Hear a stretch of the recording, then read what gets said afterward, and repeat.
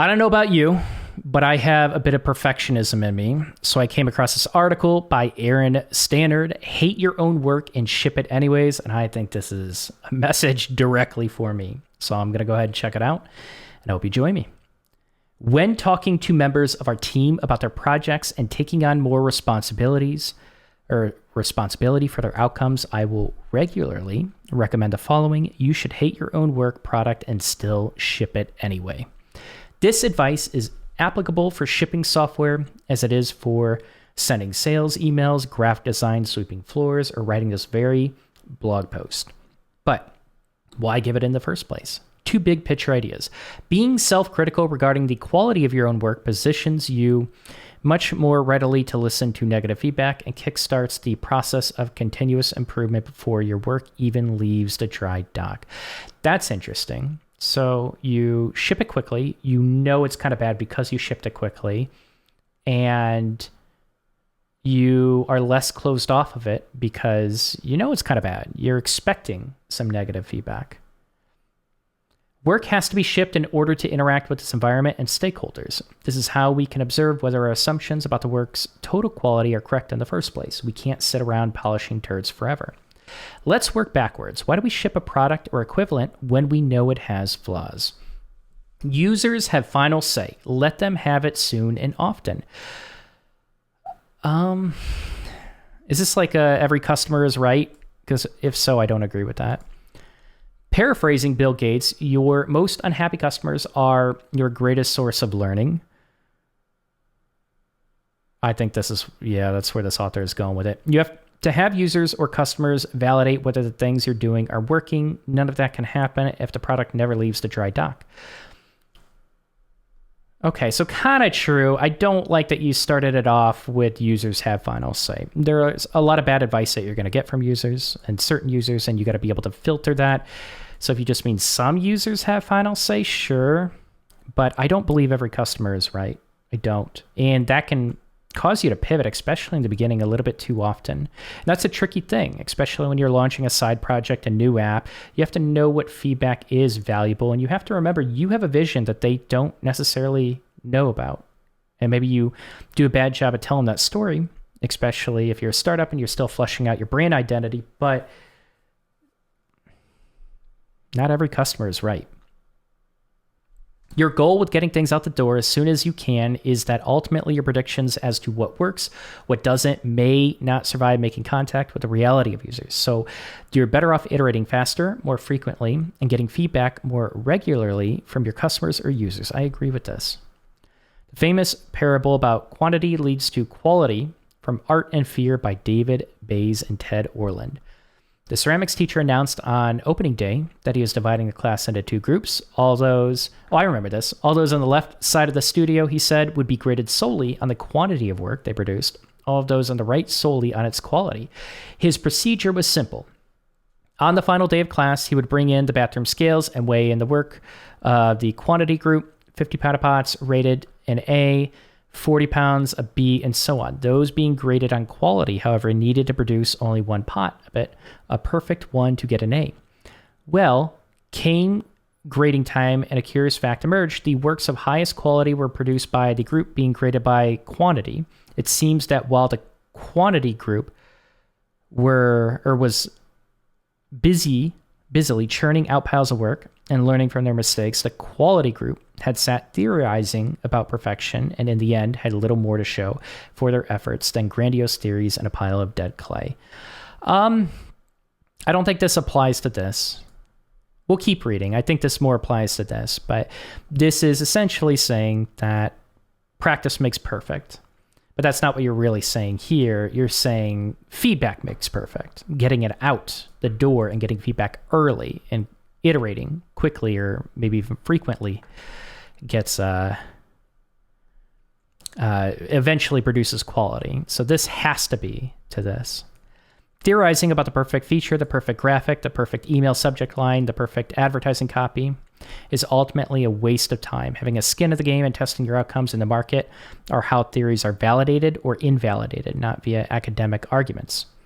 So this isn't about validation. This is about practice. I don't think that's a good example. not to the point that you're trying to illustrate. So this begs the question, why form negative theories about your work prior to marketplace testing? Prepare to agree with your haters. Hate your own work begins with an important dichotomy. You should be proud of the work, but you should be actively looking for flaws, areas to improve, and preemptively anticipating potential negative feedback. People who aren't proud of what they do aren't going to show up. They'll get discouraged and do something else. People who are too proud of their work are totally unprepared for it to make contact with users. These people are sock sniffers, very, very certain of their own genius and the magnificence of their own work. Sock sniffers aren't going to deliver their best work, even if they're extremely talented, because their view on what could be done better is informed by a single data point, their own opinions. They'll tell customers why they're wrong. They'll start fights with colleagues who say the same. They'll eventually falter. Talent can't paper over reality forever. You're painting a picture of where people who are essentially perfectionists are going to be stubborn and not be open to feedback. And I don't think that's the case. I've worked with perfectionists before, but to be fair, they were working on that perfectionism to be more open to feedback. I don't think that's always paired together, though. Some people just really love their craft and are also open to having it criticized. In fact, some of the best people that I've worked with really are perfectionists and would prefer spending more time for the quality and are extremely open to feedback. And I think I've just met too many people like that where I think your argument breaks down. You're trying to paint a picture of these people that are spending way too much time focused on their thoughts and how they're going to make this kind of the perfect product, where I would argue the problem comes with efficiency. It's about just getting it out the door to be able to pivot quickly before you spend more time with it. Not so much where people are going to get attached to attached to this product that they're building being this amazing thing and no one better challenged their perspective on it. I do not see this being the case among many perfectionists. Well, it is true among some, but I think you're overgeneralizing here. I practice what I preach. I hold intensely negative opinions about my own performance, how my team is going to feel about strategic choices I make, how users will respond to roadmap updates I propose, how my conference talks will be heard, and so forth. And I'm almost wondering if you're like just a hypercritical person and maybe you're too critical of yourself. But this is your stance, so we're going to continue reading. This has served me well, thinking critically about my own work positions, me to anticipate possible negative feedback and consider possible solutions before we make contact with users. It is extremely powerful to be able to talk to a critic in Discord, live over a call, in person, or on Twitter, and not only agree with them, but also immediately transition, collaborating with them on solutions. And again, be careful about talking to your customers.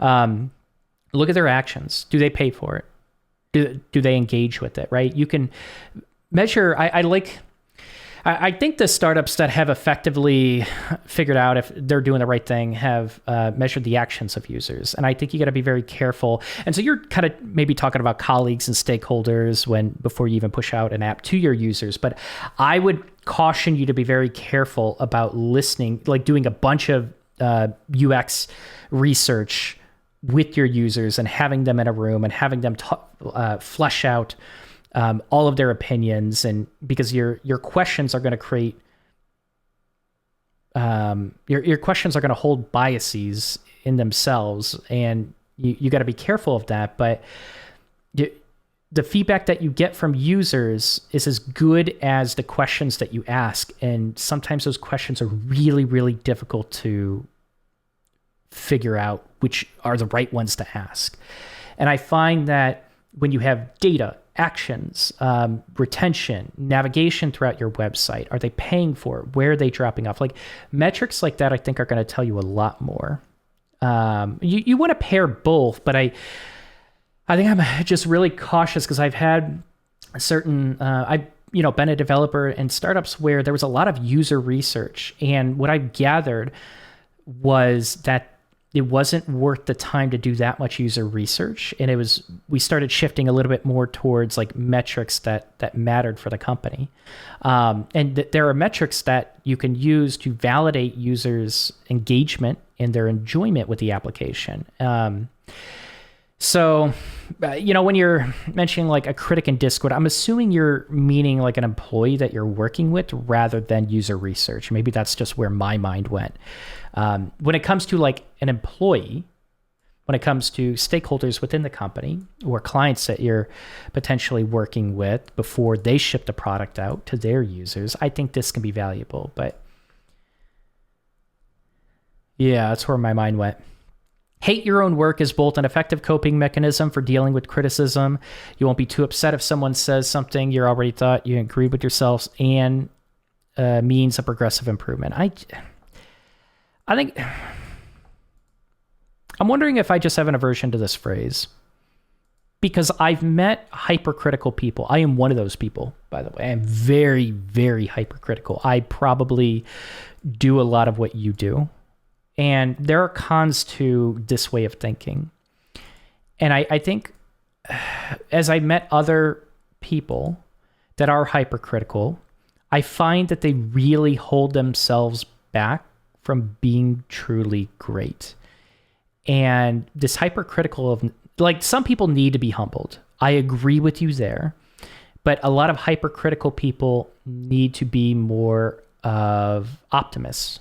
And I find that you can meet a lot of black-pilled people that are hypercritical and they're just negative. And when you always expect a negative outcome, you train your brain in a really undesirable way to expect that outcome. It can really kill a lot of people's confidence and self-confidence and your capabilities and even just how you sell yourself as a developer. And, you kind of hinted towards it. Like there's probably a middle ground with it, but I feel like what most of your article is hinting towards is to basically be at the hypercritical end of the spectrum, which I think can develop a lot of negative perceptions of yourself, what you can produce. I almost argue, just from a psychology standpoint, this is not a good thing. If you're already finding fault within your own work, you're preparing yourself emotionally and collaboratively to take on criticism and outright market failures. So if things don't work, or if your critics say aloud what you were already thinking, your process of self-criticism should already have given you some ideas for where to take things next. I feel like you're kind of just cushioning yourself because maybe you're a bit extra sensitive. And this is kind of the way that you've dealt with things.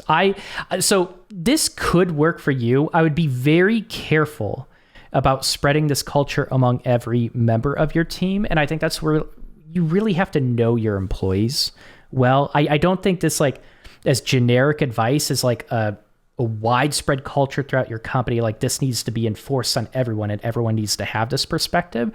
So as long as you're saying that, or you're introducing a new perspective towards people that do need to be a little bit more humble, that are perfectionists, that, and maybe they are a little extra sensitive, where this is kind of a way to cushion some of that feedback that initially comes in. Maybe you could change, you could cushion that for people, and you can, prepare their mindset to be able to take in some feedback. I just don't think this is good generic advice for a lot of people.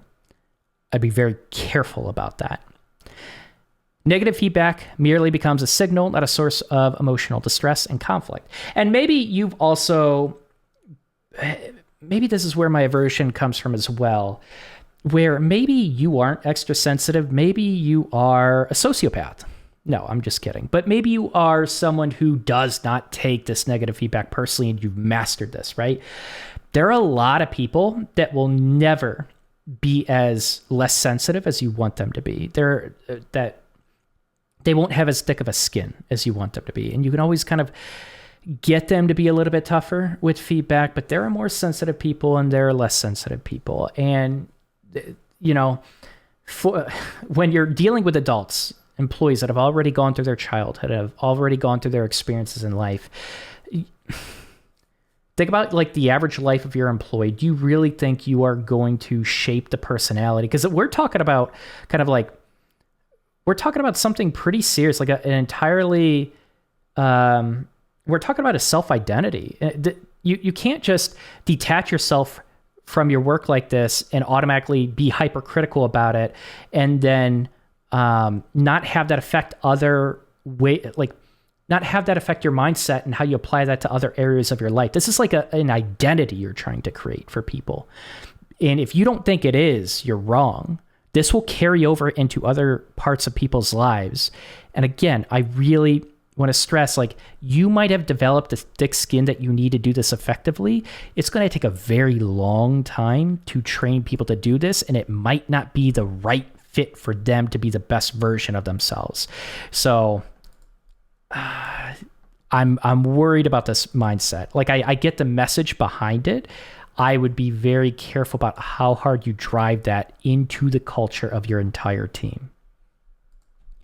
Balancing the self-criticism with internal recognition and hopefully some external recognition too, that you're getting better, will help keep you in the sufficiently proud of your work plus sufficiently self-critical of your work Goldilocks zone.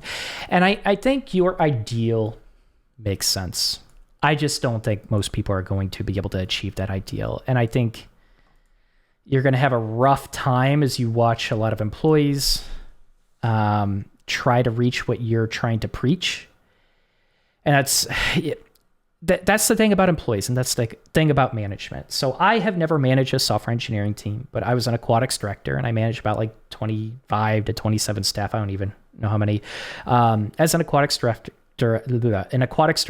4 different positions, mostly teenagers, very emotional teenagers. And there are people that are going to care more about the quality of their work. There are going to be people that have different strengths and different weaknesses, and to try to shove the culture. So I am from the perspective of be hypercritical about every mistake that you make. You and I would probably get along with this, but I found that I had a really hard time trying to get people to see my way of doing things, because I was with aquatics, things can go bad very quickly, and you want to be very cautious and try to catch things. That's what you want lifeguards to do. You want to try to catch things as early as possible and not take certain feedback personally, but just see it as like an opportunity for growth, and be aware that they're probably going to make like 3 to 5 mistakes throughout their entire shift. And when I try to preach this, and of course I could probably improve the way that I do, people have different personalities. They're going to perceive it differently. And that's the tricky thing. Like, they just have their own life experience, where the vision that you have, I think, is an ideal state for a lot of people. But trying to push this into a culture is extremely hard when you have a variety of personalities. So this is coming from a place where, like, I agree with you. This is how I look at things. And maybe I'm projecting because I am hypercritical of myself, and I see cons to that. But I think good software engineering teams are a good software engineering leadership accounts for different personalities. They don't try to mold you into a certain type and have a certain level of thickness that every other software engineer has on the team. They work with you in a way that is very adaptive to your personality. And this kind of thinking, I can tell you there are software engineers that would not vibe well with this. And it'd be really hard to get them to see your perspective and create that self-identity to be able to accomplish this. So I get where you're going with this. I'm just cautious to recommend this as a way of thinking as a software engineer. But I think a lesson, like, I agree with some of what you said, and I think I'm more cautious about, like, how you're trying to integrate this into your culture. But I think a lesson is, as a software engineer, you are only going to grow if you are open to feedback. You have to figure out for yourself how you are going to become open to feedback. And I think there is some thick skin to develop. And I think being aware that your product that you're pushing out, even developing a mindset to push it out quickly, knowing it's going to be bad, can kind of cushion you and have you more receptive and open to negative feedback. These things are true. But the individual matters, the personality matters. And I've seen this from different leaders and even different content creators, senior developers, where they don't make good leaders because they push a single way of thinking onto a variety of different personalities with who have a variety of different life experiences, and I don't think it works. So that's my thinking with this. I do like the title, Hate Your Own Work and Ship It Anyways. I'd probably change the word hate to be critical of your own work and ship it anyways, or ship it quickly. Even if it's not perfect, even if you don't love it, that's probably how I would reword this. And I think I would agree a little bit more with it. But, what do you guys think? I think, procrastination due to perfectionism and sometimes even ego, and you got to get it perfect and you're taking yourself too seriously. I think this is a real problem among developers, and hell, especially even pushing out side projects. A lot of side projects go to the graveyard because they're not perfect enough, and then you just start second guessing yourself, then you lose momentum. But there are a lot of reasons people give up projects like that, where this advice to just ship it anyways, like expect some bad feedback because it's a bad product and then we'll improve it from there, could help some people. But yeah, let me know what you guys thought in the comments. I will see you in the next one.